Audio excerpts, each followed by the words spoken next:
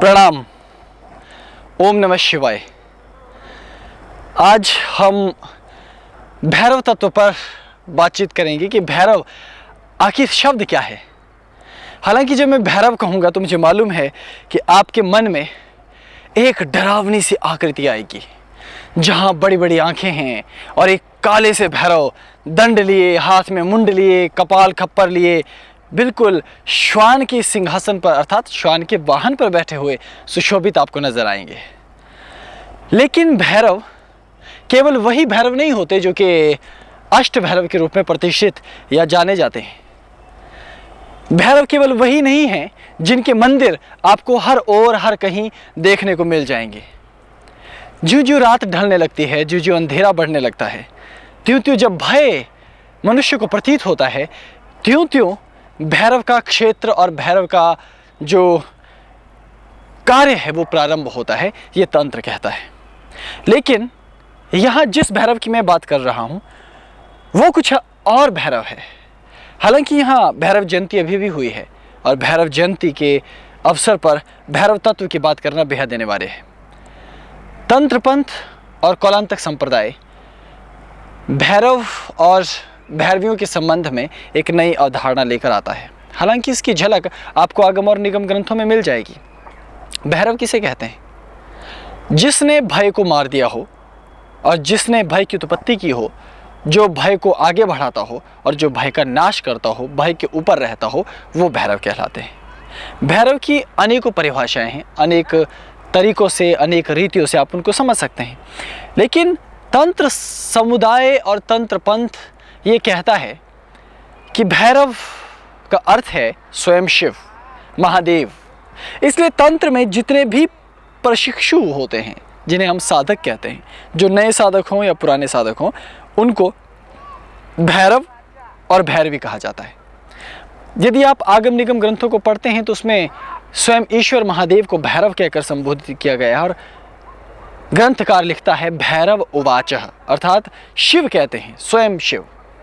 और मध्य में चर्चा करते हुए वो ये कहते हैं भैरवी उवाच, अर्थात माँ पार्वती कहते हैं।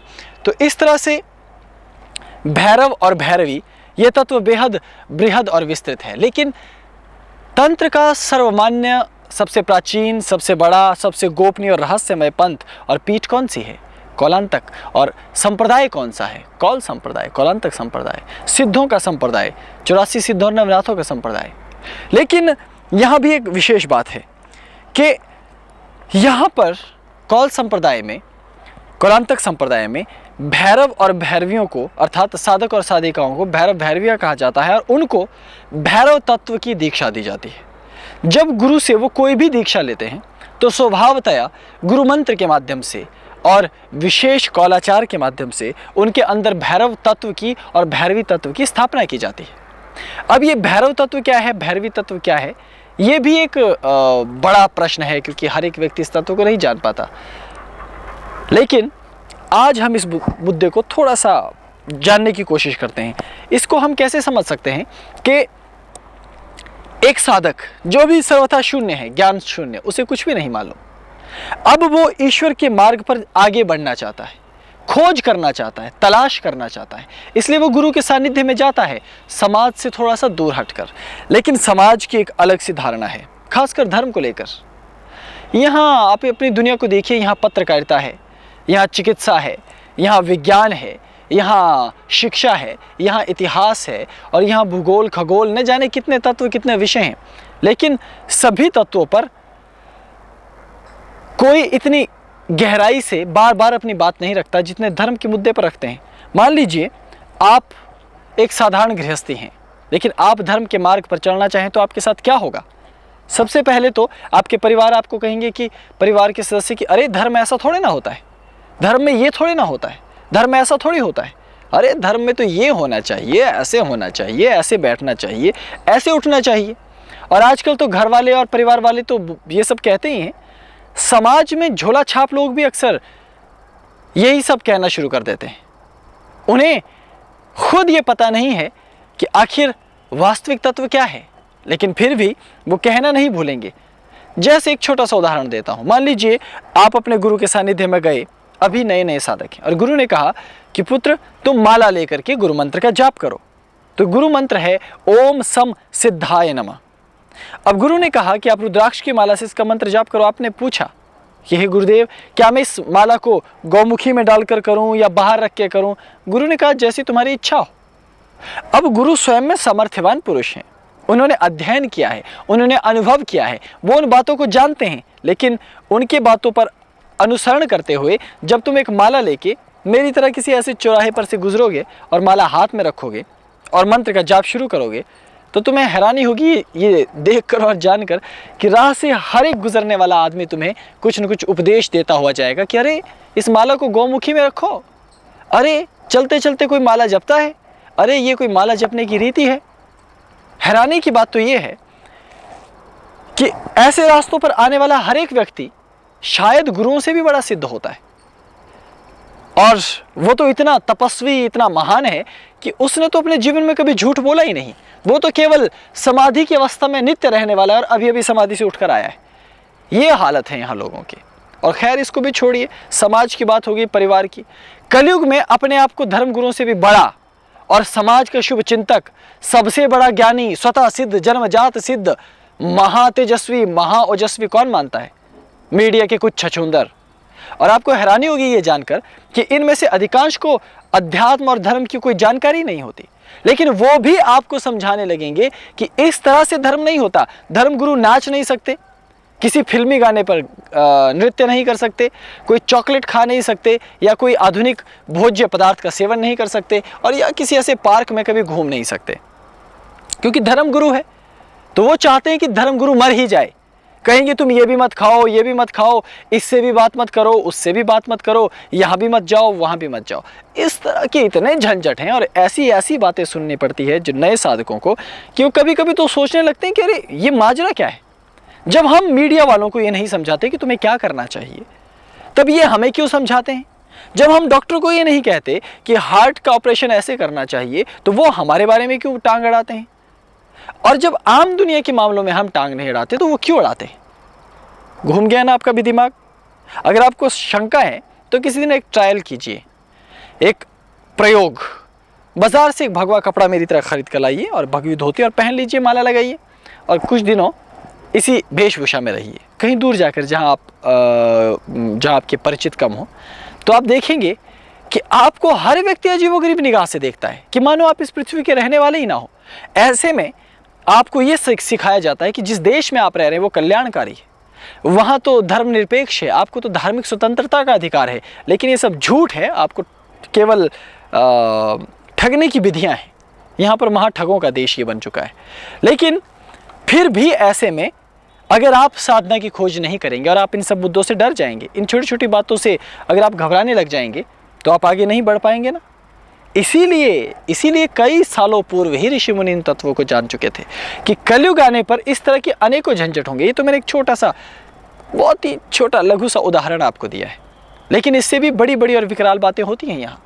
तो ऐसी परिस्थिति में हमें क्या करना चाहिए? तंत्र में ऋषियों ने और स्वयं महादेव ने जिस शब्द का प्रयोग किया है वो है भैरव, अर्थात जो समस्त भयों से मुक्त है, समस्त बंधनों से मुक्त है, जो केवल उस तत्व पर दृढ़ रहता है जो शिव का तत्व हो।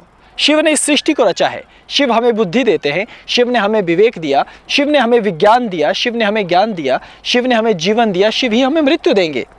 तो ऐसी परिस्थिति में धर्म क्या है या अधर्म क्या है, ये समझने के लिए गुरु प्रदत्त मार्ग और शिव प्रदत्त मार्ग ही पर्याप्त है।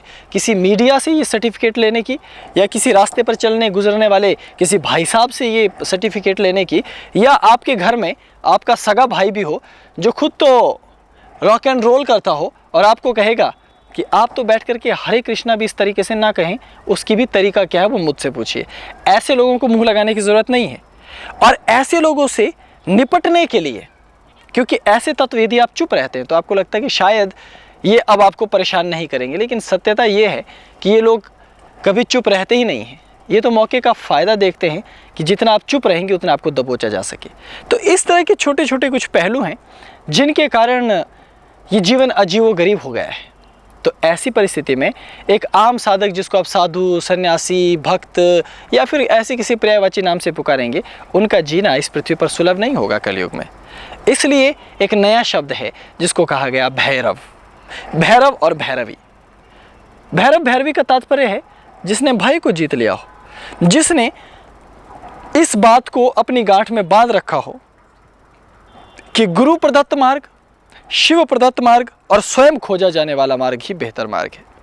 अब एक छोटी सी बात, मान लीजिए कोई मेरी तरह वेशभूषा पहनकर किसी 5 स्टार होटल में चला जाए तो लोग कैसे उसे देखेंगे मालूम है? मान लीजिए पृथ्वी पर एलियन उतर आया हो। मान लीजिए इस वेशभूषा में कोई व्यक्ति जैसे पिज्ज़ा खाने चला जाए बाजार में और एक पिज्ज़ा का टुकड़ा खा ले, तो वो तो इतना बड़ा अपराध हो जाएगा कि उसके लिए उस आदमी को 108 बार गंगा स्नान, 5 बार जमुना स्नान, 5 बार सागर में स्नान और 12 ज्योतिर्लिंग का दर्शन, उसके बाद 4 धाम की यात्रा और उसके बाद हिमालय साधना, उसके बाद परम धाम की यात्रा करनी पड़ेगी। और ये बताने वाले कौन होंगे उसे? इस समाज के वो लोग जो खुद न जाने क्या क्या करते हैं। इसलिए तंत्र ने ना तो अपने साधकों को साधु कहा, ना ही बाबा कहा, और ना ही ज्योतिषी कहा, ना ही तांत्रिक कहा, ना ही योगी महायोगी कहा। एक ही शब्द दिया, उसे कहा भैरव, कि तुम भैरव बन के रहो, तुम भैरवी बन के रहो। क्योंकि भैरव भैरवी का तात्पर्य यह है कि मैं खोजी हूं, मैं उस मार्ग पर चलने वाला हूं और मैं केवल वही मानूंगा जो मेरे गुरु ने मुझे बताया है और जो शिव के पथ पर मुझे ले जाएगा और जिसे मैं स्वयं अनुभव करूंगा। और स्वयं अनुभव करने का मतलब ये है कि यदि डिस्को, रॉक एंड रोल और बाकी ये सब तमाम चीज़ें अगर गलत हैं, गंदी हैं, और डांस करना, चाहे ब्रेक डांस हो, चाहे कथकली हो, चाहे कुचिपुड़ी हो, चाहे भरतनाट्यम हो, चाहे नाटी हो, चाहे कोई भी अन्य गरबा हो, अगर इनमें कोई भी नृत्य गलत है तो वो खुद करके देखेगा और उसे पता चल जाएगा कि क्या ये गलत है या सही है, या उसके गुरु से बताएंगे कि इसमें क्या गलत है, इसमें क्या सही है। तो भैरव होना, भैरवी होना एक प्रायोगिक अवस्था है जहां तुम्हें इस संसार के भय से तो मुक्त होना ही है, आपको अपने मन के षड्यंत्रों, अपने मन के बंधनों से भी मुक्त होना होता है।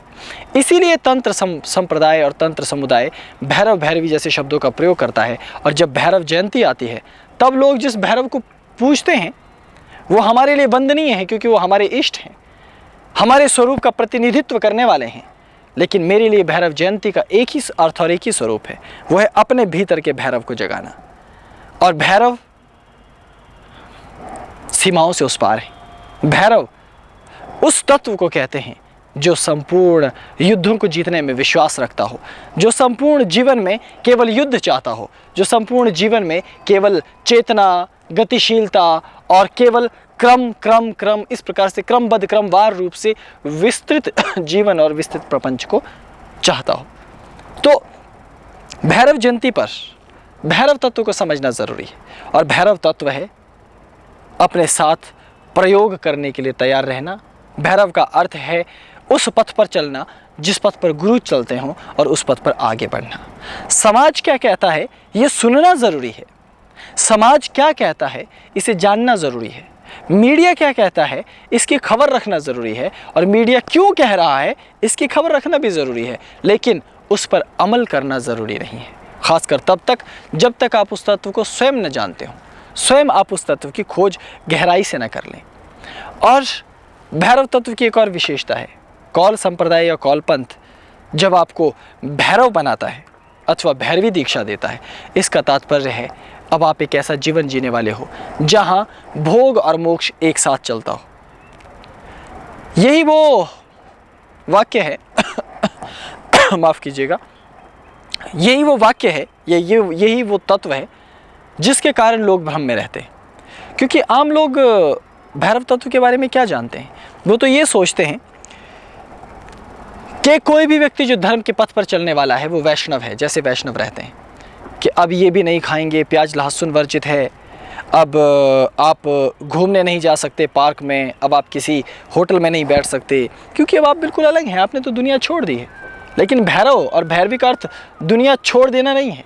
भैरव और भैरवी का अर्थ है दुनिया में रहना और दुनिया को जानना, अर्थात भोगम मोक्षदम चैव, भोग और मोक्ष दोनों को एक साथ जानना।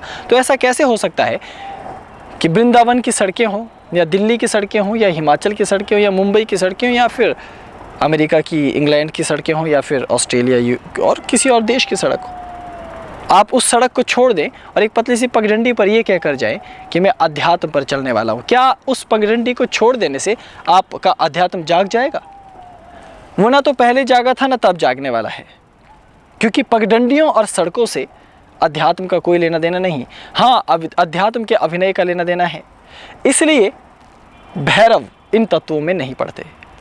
समाज और लोग जिन्होंने अध्यात्म के नाम पर केवल कुछ कबीर पंथियों को देखा है, केवल कुछ वैष्णव संप्रदायों को देखा है, वो शैव मत को बहुत कम जानते हैं और इसी कारण भैरव भैरवियों को नहीं जानते। हाँ, बाबाओं को ज़रूर जानते हैं, साधु बाबा। उनके लिए कोई भी आदमी वो बाबा ही होता है।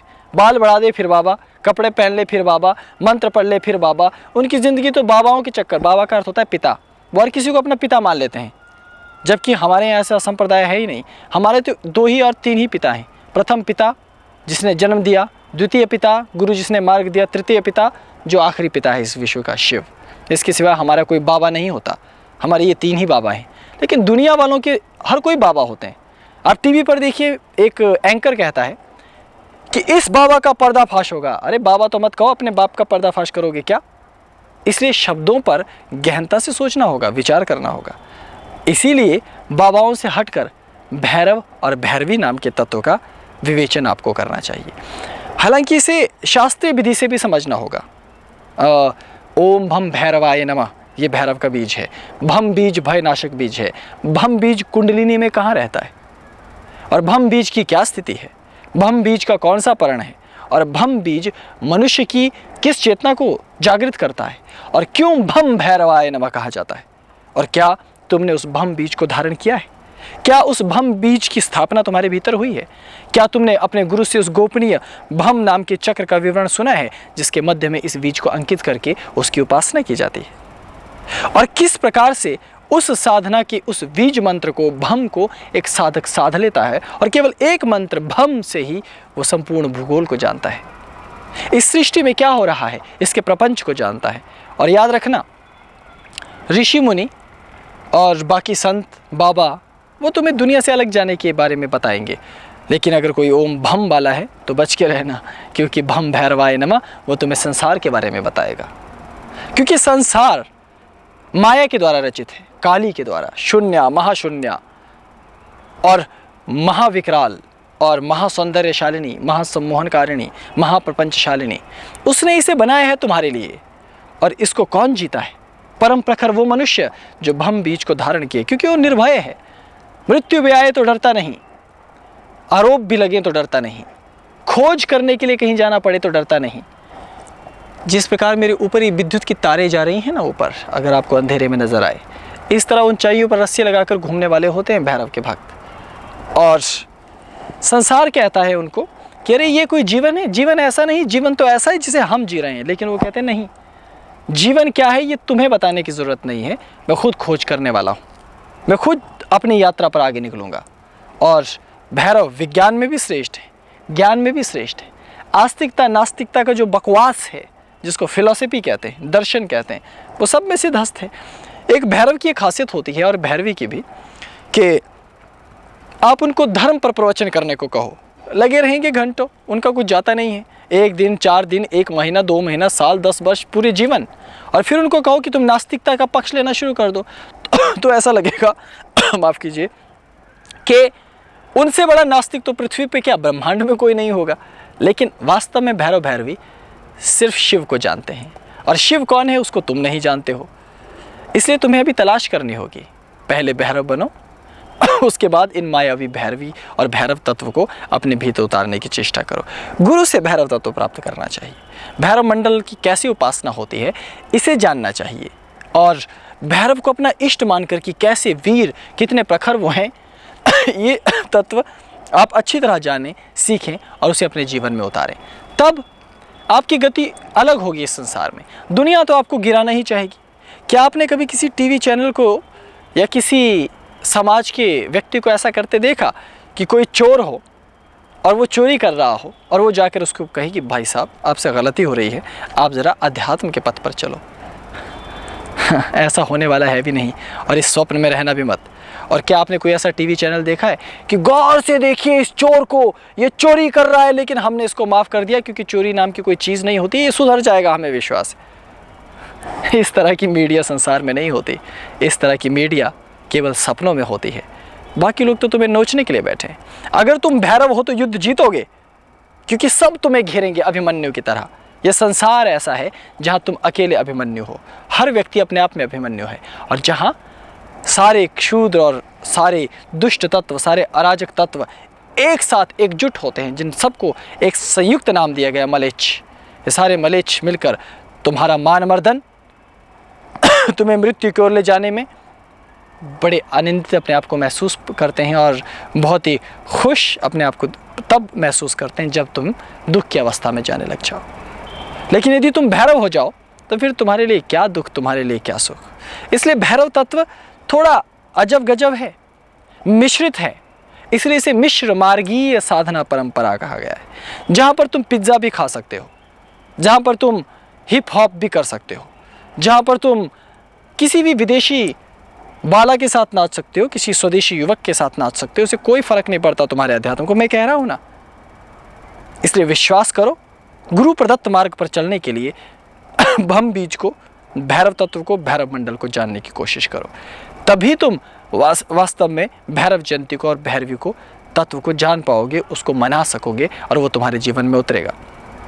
अन्यथा यदि तुम ये सोचते रहोगे कि समाज क्या कहेगा, परिवार क्या कहेगा, ये क्या कहेगा, तो सुन लेना, तुम्हारे से पहले भी ऐसे सोचने वाले बहुत लोग आए थे, मिट्टी हो गए, कोई बचता नहीं। इसलिए तुम ऐसी गलती मत करना। समय तुम्हारे पास भी कम है, इसलिए तैयारी करो भैरव तत्व को जानने की। गुरु के चरणों में यथाशीघ्र पहुँचो, उनकी सेवा करो और जानो कि क्या है भैरव तत्व। अभी भैरव तत्व के बारे में इतना ही। हालांकि मैं जाने से पहले एक बात कह दूँ कि हैरानी की बात तो ये है कि मैं वृंदावन में जहाँ राधा रानी के बारे में और कृष्ण के बारे में बताना चाहिए, वहाँ से मैं आपको भैरव तत्व के बारे में बता रहा हूँ। पर चलिए, इसके पीछे भी राधा रानी की इच्छा होगी। ओम नमः शिवाय। प्रणाम।